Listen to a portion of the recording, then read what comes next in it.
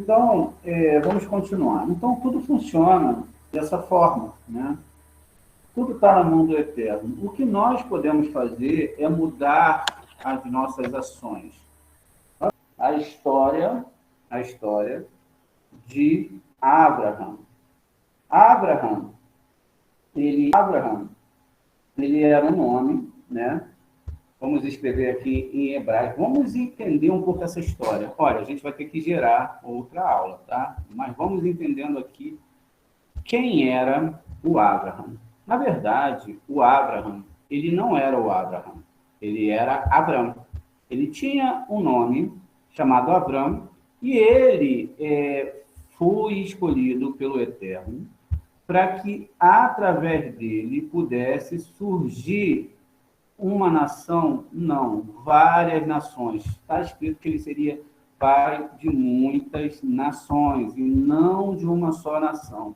O nome era Abraham, ele tinha uma esposa que se chamava Sarai. Lembra desse nome, César? César lembra. Sarai. Incrível, né, César? Incrível. Sarai. Então, eles saíram lá, tiveram outros parentes do Abraham. O Abraham, ele tinha, né, uma missão a cumprir. A gente sabe, né, que o Abraham, ele está no Ur dos Caldeus, ele está em Ur dos Caldeus. Então, o Eterno, ele orienta que ele deve sair dali. Existem 10 provas de Abraham. 8 provas são mostradas na Torá e tem 2 provas que não são.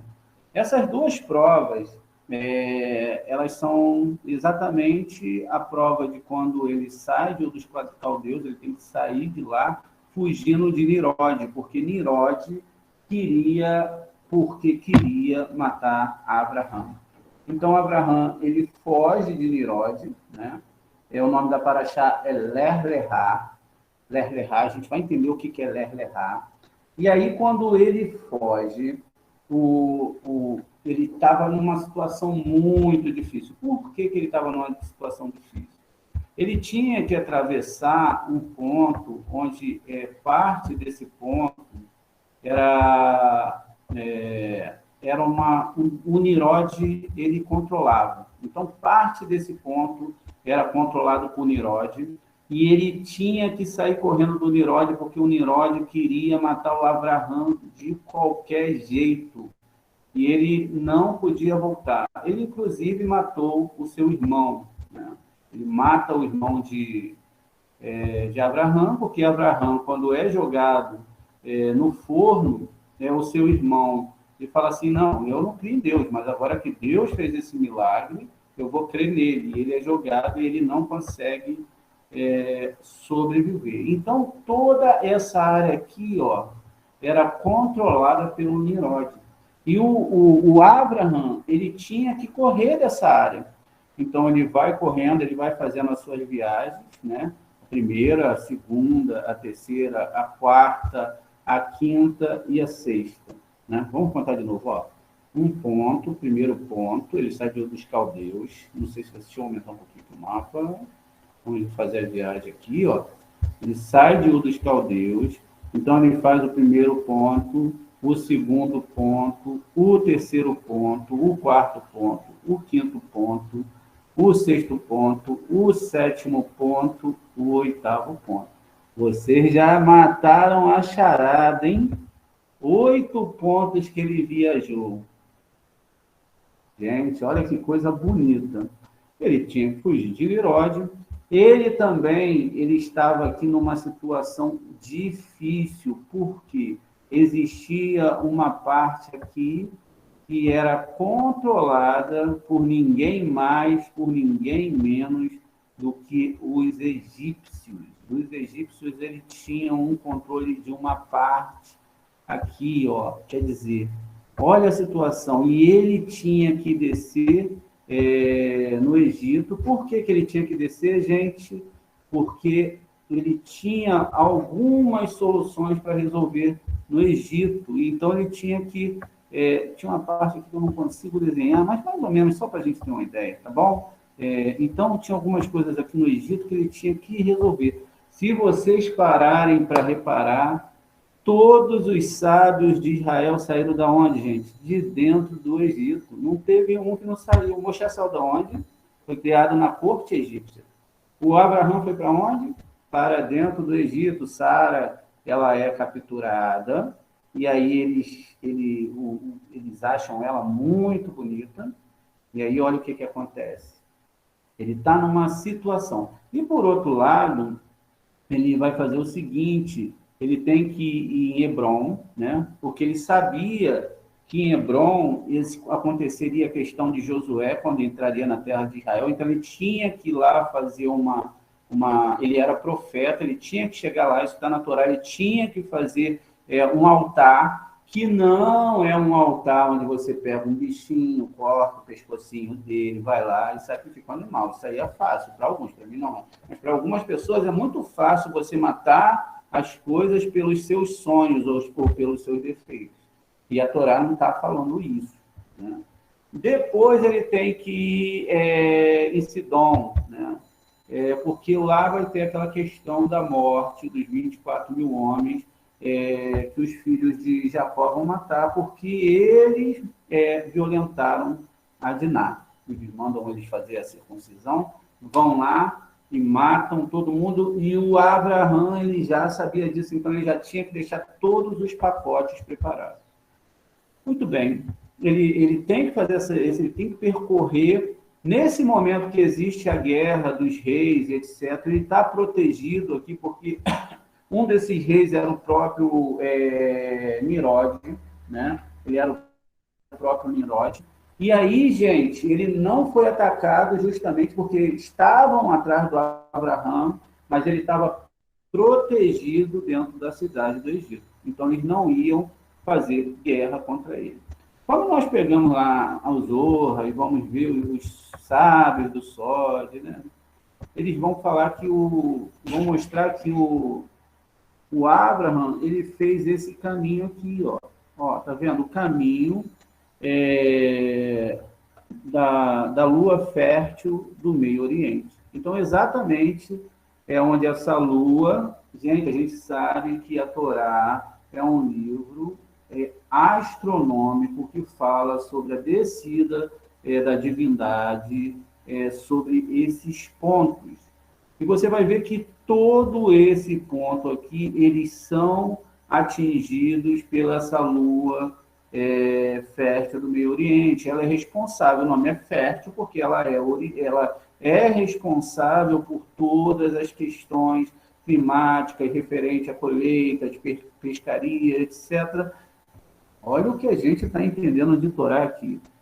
Então, ele, como era um homem servo de Hashem, e ele conhecia as letras hebraicas, ele então vai percorrer esse caminho. Vou tirar aqui o mapa, é só para a gente ter uma pré-ideia, e aí a gente entendeu agora mais um pouco a história de Abraham. Quando ele faz todo esse caminho, ele recebe uma ordem, né? O que é dito para ele? Lerá, ou seja, vá por ti.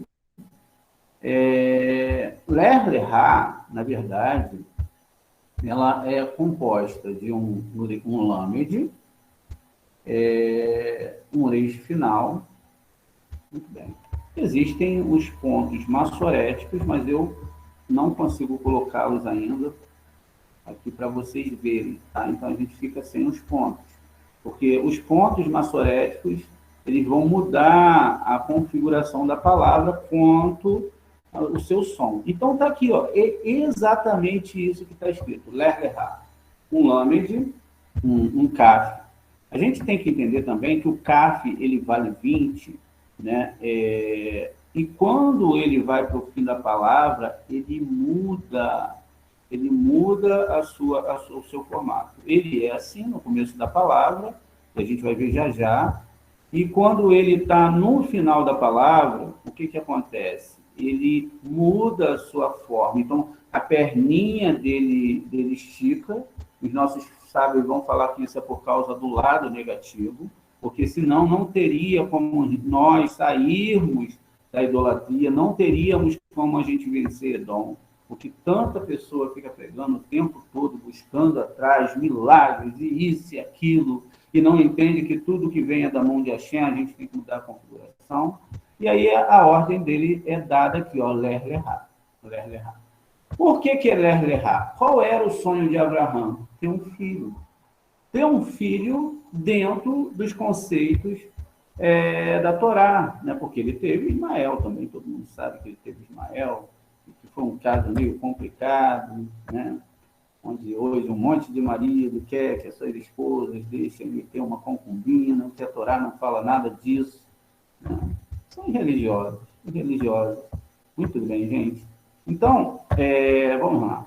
Então, 30 com 20, aqui, ó, eu tenho 30 com 20 aqui, vou pegar novamente, vou copiar aqui, mais 20, e vou copiar novamente, mais 30, ler errado. O que acontece, gente? Quando a gente chega aqui, a gente já está vendo aí que existe alguma coisa que o Zohar vai nos explicar muito, muito legal. Ler errado. Ler errado. Né? Vá curtir. Eu precisava do Lamed e do Kaf. E quando eu faço a somatória aqui, o que vai acontecer, gente? Eu vou ter 50. E 50 é, por incrível que pareça, a letra mais problemática da Torá, que é a letra Nun. A letra Nun, ela está falando que é a primeira letra do nome Nefesh, ok? Existem duas letras Nun na Torá que estão caídas, mas esse não é o assunto da aula. Então, eu tenho uma letra Nun aqui, só para a gente avançar. Eu tenho mais outro Nun, que é um Nun final, que é o representa a mulher. Ou seja, sem um casamento perfeito, segundo as questões de Hashem, tá vendo? Nun final, ó, ele mudou de forma, é a mesma letra, né? Não existe Torá. Então, por quê? Um homem é 50, a mulher também é 50. Quer dizer, o homem não tem como ser 100 se ele não tiver sua esposa. Porque Abraham estava com Sarai. Sarai, que também é chamada de Iscar, né? E a gente vai ver isso em outro momento, porque não dá para falar de tudo. Eles formavam um casal. O Abraham não poderia sair de Ur dos Caldeus se ele não estivesse acompanhado da sua alma gêmea. Não tinha como ele nem sonhar em fazer isso, não é verdade?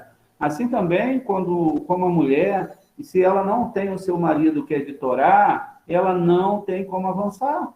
Então, ele recebe a ordem para ele ir, né?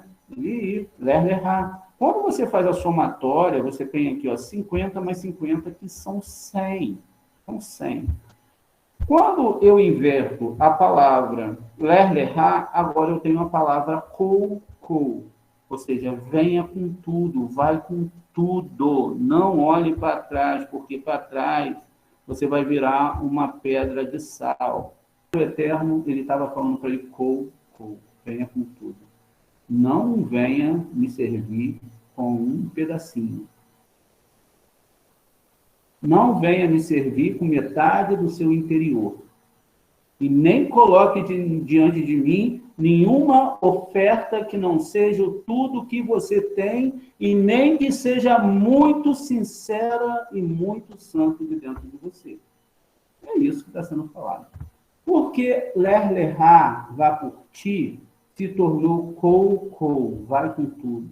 Porque, ao contrário do que muitas pessoas acham, as letras divinas, elas desembarcam para o nosso mundo ao contrário. Não é daqui do Aleph para o Tab, lá em cima. Não, é do Aleph até aqui embaixo. Ó. Nós estamos aqui embaixo. Ó. Nós estamos aqui embaixo. Abaixo, ligados por uma linha, através de Esod, que é a Lua, pela letra Tab. E se a gente, dentro dessa configuração, você vai ver aqui que o Lamed não vai ser mais ler lerá. Ele vai ser, agora, o Kaf na frente, com tudo tem que vir do divino para a sua vida. Tudo tem que funcionar de acordo com o que o Eterno quer para a sua vida, porque você é um servo do Eterno. Você não está servindo ele por isso, mas você está servindo o Eterno porque você vai com tudo. Ou seja, de baixo para cima, uma ordem que se vai. O que você pode fazer é ir de baixo para cima, começar uma caminhada. Só que essa caminhada não é andar por aquele mapa, não é aquilo. Metaforicamente está falando para você avançar para os mundos espirituais, subir. Quando o Hashem fala assim, Moshe, tira a sandália dos seus pés, o local que você vai pisar agora é local sagrado. Na verdade, o que ele está falando para ele, deixa o seu corpo, medita e vem para o mundo das letras hebraicas, vem para o mundo espiritual, que eu vou começar a falar com você agora. Moshe olhou assustado, olhou a sarça que queimava. A sarça é a letra Shin, estendida, e ele olhou e ele falou, mas como pode isso? E aí ele começa a ter a revelação da Torá. E ele fala assim, mas meu Deus, eu não tenho como seguir isso, porque ele era o homem mais humilde da terra. Então, eles começam uma viagem para o mundo espiritual. Não tem nada que ver com você vir para o mundo físico. O que vai acontecer a partir de agora? Agora que ele está com tudo, agora o Ler-Lerá já mudou. Por quê? Se você vai caminhar com tudo para o mundo espiritual, o espiritual ele é um espelho que ele tem que responder aquilo que você está procurando. O engraçado é que agora, esse Yud, aqui do nome Sarai, ele vai ter uma importância muito grande, porque para o Avram, né, se tornar Abraham, ele teve que ter uma mudança de nome. Ele não poderia continuar com o mesmo nome. Ele tinha que ter agora um nome, e esse nome ia ser diferenciado. E aí algumas pessoas fazem uma tradução e acham que o Eterno, ele usou outra coisa senão a sua Torá, e botou uma letra a mais, ou botou um A a mais, como diz na tradução, né? Não. Ele pega o Yud que está no nome da Sarai e ele joga para o nome de Abraham. Ele joga aqui, no nome de Abraham. Então, o Avram não é mais Avram, ele é o Abraham. Ou seja, ele tem uma outra configuração, ele não é mais a mesma pessoa. Agora, ele pode, né? Ele pode ter dentro de si uma nova história, uma nova configuração das coisas. Olha lá. Então, o Yud sai, o Yud é quanto, gente? 10 mandamentos. Então, ele recebe lá 10 mandamentos, o 10 está aqui, né? E aí, o que acontece, gente? Ele tem que dividir. Olha que coisa bonita. Nada fica só para um casamento, nada. Eles têm que dividir cada uma desse Yud para 2 pessoas. O que o Eterno vai fazer? Ele vai dividir. Ele vai fazer com que essa letra ela se torne em 2. Ele não pegou, olha lá, 2, né? Dividido aqui. Ele vai pegar o 10, ok? Ele vai pegar o 10 e vai dividir o 10 por 2, que vai ser igual a 5. Vai ter 5 aqui, ó. E a letra Re, ela é 5. Então, cada um deles, a Sara não reclamou. Ela não falou, não, eu tinha um Yud, agora eu vou ter só um Re. Eu tinha 10, agora eu vou ter 5. Poxa, não está certo, não foi isso, gente. O que aconteceu foi que ela ficou muito feliz, ela ficou muito alegre, porque ela tinha Shem dentro dela. Ela estava preocupada era com a sua alma, porque ela sabe que ela tinha pouco tempo para consertar todo o problema que a Sara tinha feito no Gan Eden. Era pouco tempo. E que ela tinha que estudar intensamente a Torá e guardar intensamente a Torá para conseguir trazer o filho que ela tanto queria. Só que diz lá que ela era estéril. Ela não podia ter filho, não era isso? Então ela era estéril. Só que esse estéril, muitas pessoas vão achar que ela não podia ter um filho. O Zohar vai explicar que ela era estéril de vaidade, estéril de querer ter as melhores roupas. A Sara não esquentava para isso. Ela não esquentava se o Abraão tinha 1000 camelos ou um camelo. O que ela esquentava é que na próxima geração ela tinha que ter o conserto da sua alma. Porque não adianta se ter tudo aqui e do outro lado você não conseguir consertar. Não trazer a geração certa, sejam de filhos espirituais ou seja do que for. Então ela era estéril desses sonhos humanos. Ela tinha uma esterilidade de não querer isso para a vida dela. Ela falou assim: olha, o marketing e a mídia da sociedade, eles não vão me influenciar. Porque a única coisa que me influencia é o mundo espiritual. Isso não quer dizer que a pessoa não possa se vestir muito bem. Mas aí são conceitos externos, um conceito interno que não pode ser controlado pela mídia e pelos conceitos externos. Ou seja, uma pessoa como Sara, ela estaria em qualquer lugar, com qualquer roupa, de qualquer jeito, sendo ela mesma. Ela não se influenciaria por um grupo X, Y ou B, achando que uma roupa poderia influenciar aquilo que ela é. Porque a roupa, ela é realmente algo que lida com o externo. Né? Por exemplo, é bom que uma mulher que siga a Torá ande com roupas muito decentes, vamos botar assim, não era a palavra, mas é que veio agora. Então, muito decentes. Mas isso não quer dizer, se achar na Torá, você me mostra, porque dentro desse tempo todo, que a mulher tem que andar com lenço, que a mulher tem que andar com vestido, que a mulher tem que andar com isso, que tem que andar com aquilo. Não existe isso dentro da Torá. Isso são conceitos humanos. Uma mulher pode usar uma roupa muito bonita e muito bem colocada. Uma mulher pode usar uma calça. Pode. Porque o que vai mandar nela é o que tem no interior dela. E não o que tem no exterior. E por isso é que ela era estéril. Isso está englobado em todos os sonhos de Sarai. Por isso que ela era estéril. Já Avram, ele recebe um rei, assim como Sara recebe um rei. Por quê, gente? Porque eles tinham que receber duas Torás. A Torá oral e a Torá escrita. Sara é, de uma certa forma, a representação da Torá escrita. E Abraão é da Torá oral. Sara é o corpo em um determinado momento da Torá e Abraão é a alma. E Sara também é o Ruach HaKodesh, a presença divina sobre as nossas vidas.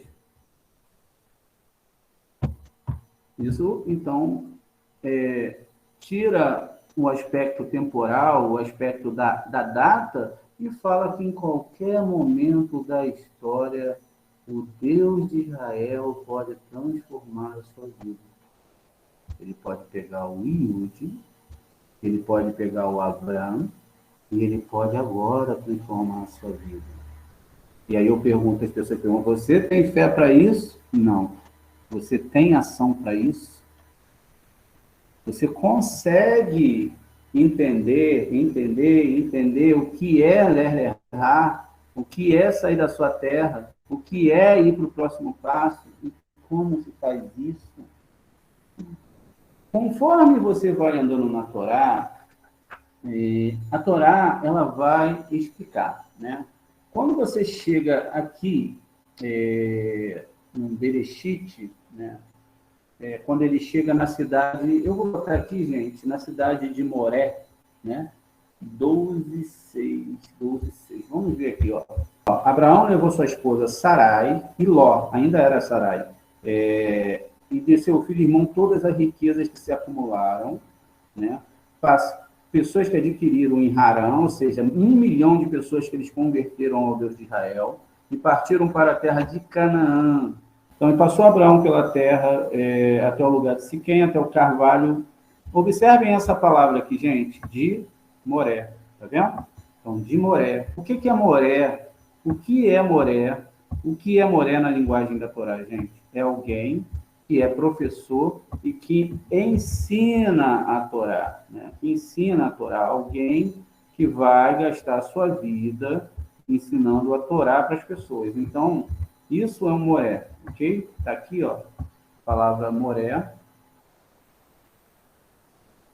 E o que acontece, gente? Olha, vamos pegar aqui, ó, ele foi lá. O que está acontecendo aqui? A gente tem que compreender muito bem por quê.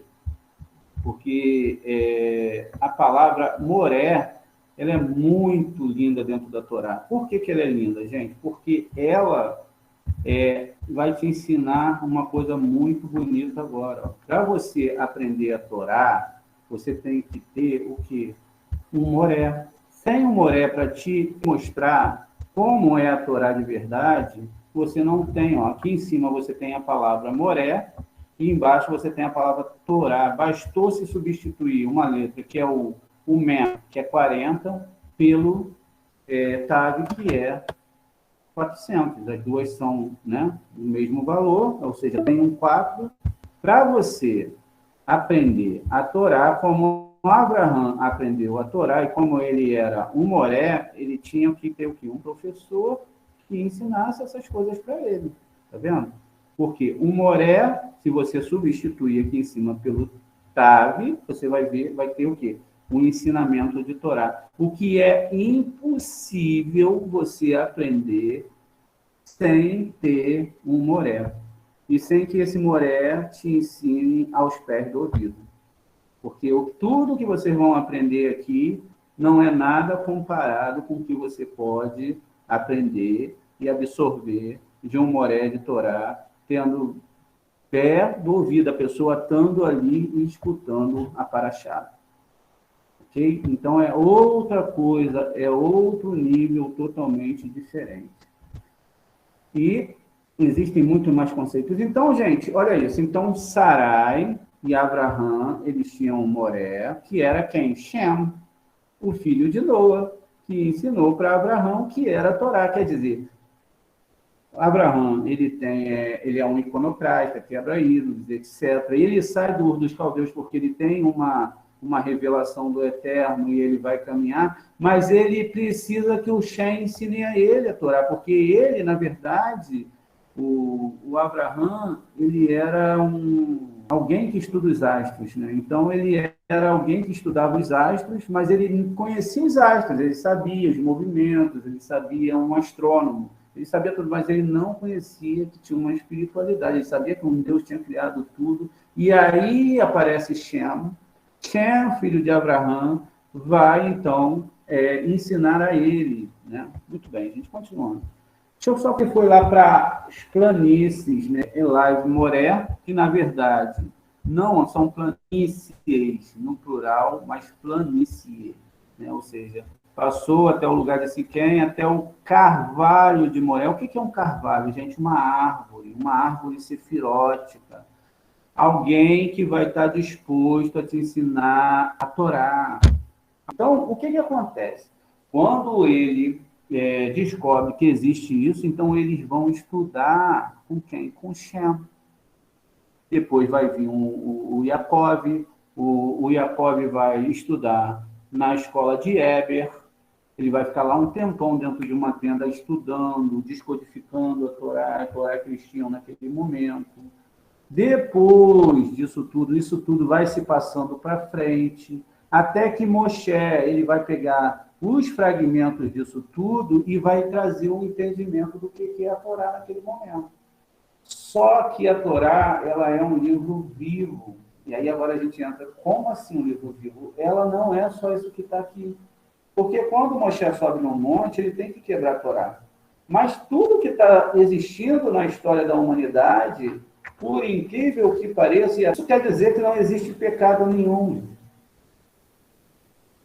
Não existe do que você possa se arrepender do que você era no passado. O que você pode fazer agora é mudar mudar o seu futuro, se tornando cada vez uma pessoa melhor, porque se você não tem os erros do passado, você não vai poder ser quem você é hoje. A dor do erro, ela produz o arrependimento e o não querer de cometer o erro novamente. Porque somente através da dor é que vem o conserto. Então,